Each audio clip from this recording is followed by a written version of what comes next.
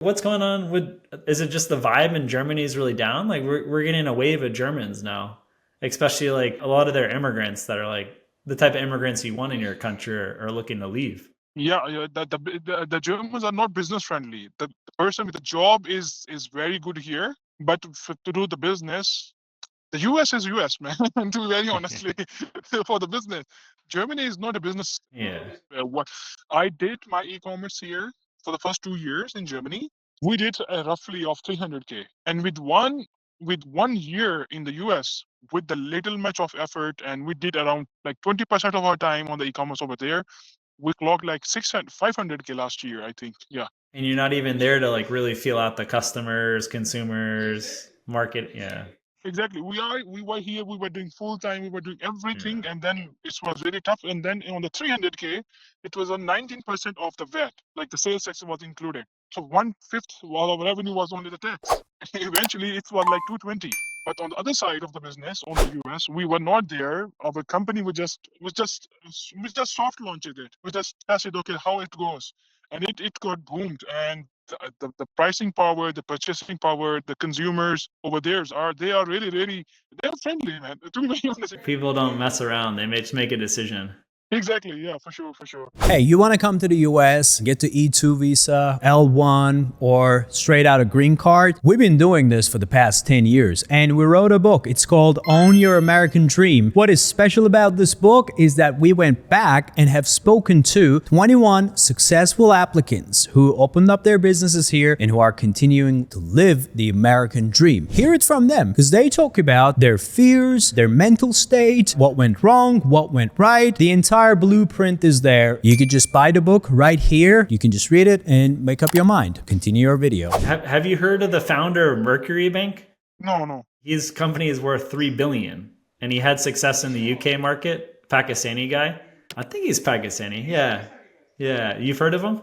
Heard the name, but not about that he's Pakistan. I don't know that he's from Pakistan. Oh, great. An immigrant from Pakistan. But yeah, his company is worth 3 billion. And I listened to a podcast he was on, and like he had good success in the UK. He went to Cambridge, smart guy. But he said there's nothing like the US, so he decided to do his next startup in the US with Mercury. And it's like they're doing a really good job.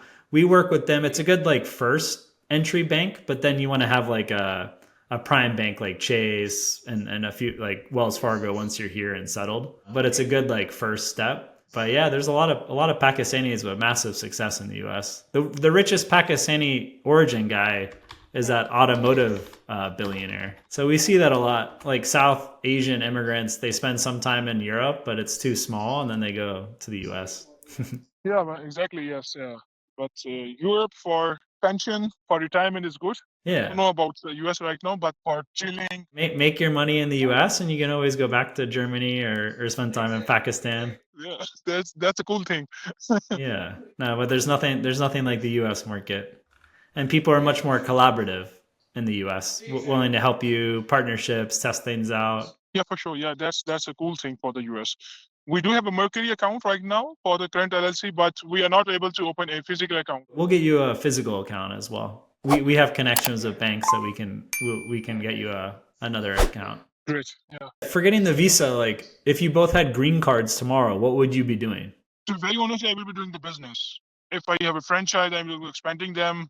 I have a store, hardware store, because I can see a lot of potential. To be very honest, Yeah, I have two of my friends in Canada, and they are willing to do E2 with me as well. nice. I should be the first one to do the E2. Huh, you're the guinea pig. Yes, what our plan is that if I do the hardware store for me, then in Florida I have a hardware store, then we can do a franchise of that hardware store for the E2 for my friend. Okay, This way we can expand the business, because to be very honest, a lot of people want to come to the US, of course. but they need a reliable person. Yeah, yeah. They need an operating partner, someone that's on the ground. Exactly. So my idea was that, okay, they have the funding. I have the proven business model of the hardware store. It's a win-win game for everybody who are the stakeholders. But then I thought, okay, if that's not possible, if we are not able to find a hardware store, for right now, it's not possible, then we can do to the franchise. I will be the primary applicant. or my wife is the primary applicant, and then yeah, we will discuss it out. But these are the options I'm continuously thinking about. Okay, what would be the best way? So for getting the visa, both you and your wife would be entrepreneurs. Yes. Okay, so let's focus on that. And then we'll either get the visa in your wife's name through the e-commerce business or get the visa in your name through the franchise. Yeah. For the franchise, if we have a health-related franchise, that would be really good. Yes, and it'll make it easier for the green card down the line too. Yes, exactly. Because I do have a master's degree. I have experience as well. I'm doing the freelancing, but not much because I'm spending time with my family. For putting injection of 100K, that's because you suggested that 100K would be the good amount to do with. So I made that target. It can be less, or you would advise us that what would be the best way. If I do the profit distribution from my current Germany company, I have to pay 25% of the profit tax on that. Well, we'll bring in we have cross-border tax guys, so we would just bring someone in that's familiar with the German side to help you with this. I have one company in Germany, but I'm not sure I can do the profit distribution instead of the profit distribution.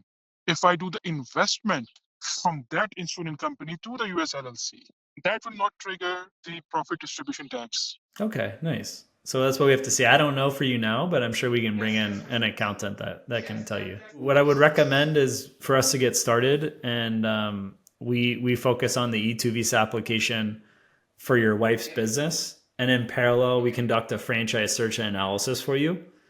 And over the next 6 weeks, we might determine that your wife's business is going to get too complicated for the E2.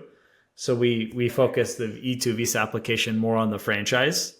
Or we might say, hey, you have this family holding company, maybe it's an LLC above the e-commerce business in Wyoming, and you have this e-commerce business that's kicking ass, $60,000 monthly revenue, it's expected to go up, and you're also investing in a franchise, and you're actively looking at healthcare related franchises, and you're going to be doing an investment in a healthcare related franchise, and there's going to be job creation, and that way, if you close down or the tariffs really screw up that e-commerce business, you don't have to give up your E2 visa because you can then, you told the government you were planning to invest in a franchise and you go ahead and do that. And then you leverage that for your green card application. And we have our own in-house attorney, and then we have external filing attorneys that will be able to work on a good strategy for you there.